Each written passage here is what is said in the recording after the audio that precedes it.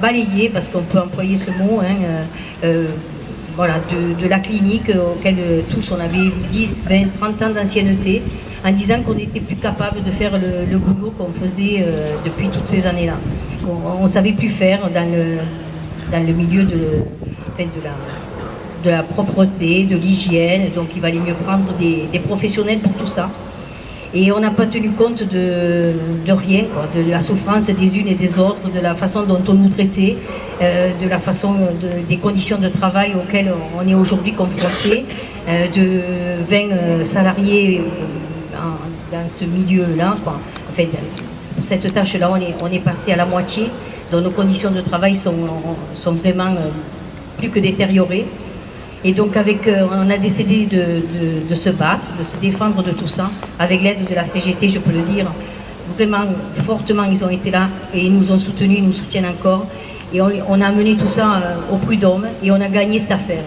Et vraiment, on en est fiers parce qu'on a été enfin reconnu que tout ce qu'on pouvait dire et avancer, eh bien, ont été considérés par des gens qui représentent la loi, et ça, pour nous, ça a été une grande victoire. Donc aujourd'hui, on est toujours salariés dans la clinique Reich, mais bien sûr toujours encore sous-traités parce que, bon, même si on a gagné, on n'a pas été encore repris par la clinique Reich. Mais bon, j'espère que ça va se faire. Mais c'est surtout qu'on a été voilà, entendu et reconnu pour tout ce qu'on savait faire et qu'on a fait jusqu'à maintenant, quoi. Voilà, donc je voulais porter tout ça au grand jour et voilà, que ça ne se reproduise pas et que ça ne se passe pas pour des autres entreprises qui...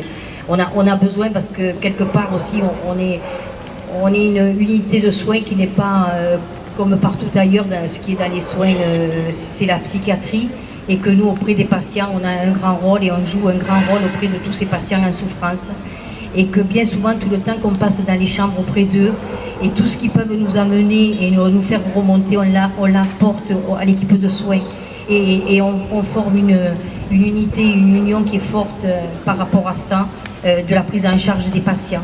Or qu'avec cette externalisation, cette sous-traitance, eh bien, on nous cantonne qu'à notre ménage, pensant qu'on n'est pas capable de faire autre chose que d'amener voilà, ces informations aux soignants et cette écoute qui sont précieuses pour les patients, parce qu'eux-mêmes nous font remonter tout ça, quoi, en disant qu'on est précieux pour eux, parce qu'on a cette écoute que les soignants n'ont même plus, parce qu'ils n'en ont plus le temps, quoi. Ils sont perdus dans leur papier, dans leur toutes des choses à côté qu'ils font et qui sont moins à côté des patients, même s'ils ne veulent pas, quoi. Ils sont confrontés à ça aussi.